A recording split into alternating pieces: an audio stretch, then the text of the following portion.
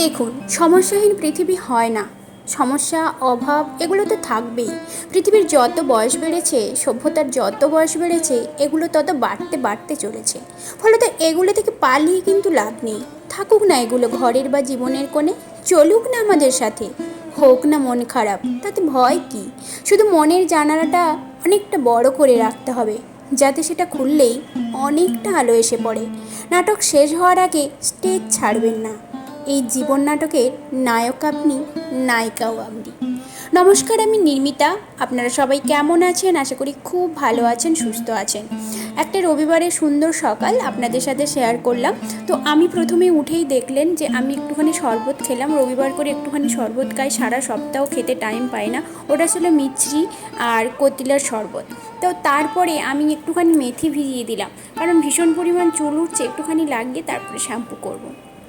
তারপরে দেখুন মা সকালের কাজ করছে। আমি করতে এটা সময় পাই না, কারণ আমি প্রতিদিনই চলে যাই অফিসে। সেই কারণে মা সুন্দর করে ঠাকুর মানে মায়ের পুজোটা এত সুন্দর হয় যেটা আমি বলে বোঝাতে পারবো না। সুন্দর করে সাজিয়ে গুছিয়ে খুব ভালো পুজো করে।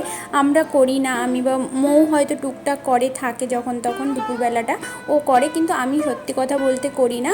যখন মা থাকে না একেবারে, তো আমি তখন করি। তো এত ভালো মায়ের মতো হয়তো করতে পারি না, মা খুব সুন্দর করে করে। তো মা দিকে কাজ করছিল, আমি দুপুরে রান্নার জন্য একটু পুঁই শাক, কুমড়ো, আলু এগুলো কাটাকাটি করে নিচ্ছিলাম।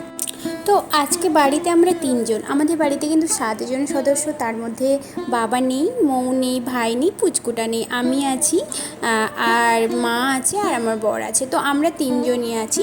তো এইদিকে দেখুন আমাদের ফ্ল্যাটের গাছগুলো না সবই প্রায় মরে গেছে, কয়েকটা বেঁচে আছে। তার কারণ হচ্ছে আমরা ফ্ল্যাট শিফট করতে গিয়ে আমরা ভাড়া বাড়িতে থাকি, ওটা ছাড়তে বলা হয়েছিল বলে আমরা আবার পাশের ফ্ল্যাটে চেঞ্জ করেছি। তো চেঞ্জ করতে গিয়ে প্রত্যেকটা গাছ মরে গেছে। আর ব্যাপারটা হচ্ছে এখানে রোদ লাগে না।